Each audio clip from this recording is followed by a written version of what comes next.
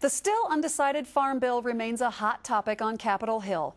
Congress is working to approve a version of the bill by April 18th. Cattleman to Cattleman recently had the chance to speak with congressional ag leaders about the future of the '07 Farm Bill. I must say I've been through, 6 farm bills. I've never seen anything so difficult to get done as this Farm Bill. Part of it is this idea, for some reason, that production agriculture is a target as opposed to being a modern miracle. And so our Kansas producers are all throughout the High Plains have been a target for criticism by some. And what's happening here is that people have their own favorite programs and they're using the crop insurance program and direct payments and some livestock programs and CRP and other things as a bank for their programs. That's not right. And we only have 14% of the whole Farm Bill in terms of expenditures that have anything to do with the commodity title and farmers and ranchers to begin with.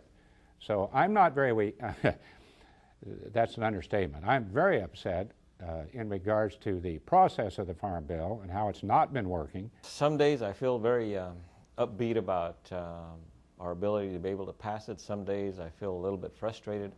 But in general, you know, right now the Chairman Peterson, is working very hard with members of the Senate to try to come up with a compromise. I think it's critically important that we have a new Farm Bill this year. There are a number of reasons why. We know that while we're in tough budget times right now, and that's been the main reason that we have not gotten the Farm Bill done at this point in time, that if we have to delay this and say extend the Farm Bill for a year or 2 years, because we've had high commodity prices, which are good for our row crop operators, that will dictate that the budget baseline will continue to decline. So next year, trying to develop a Farm Bill with the baseline declining will be even more difficult than what it has been this year.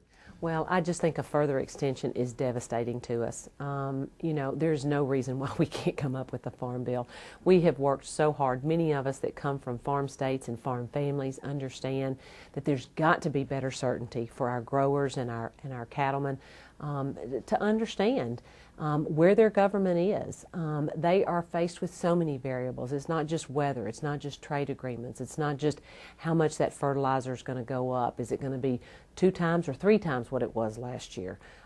Their fuel costs, their feed costs, all of those things continue to rise.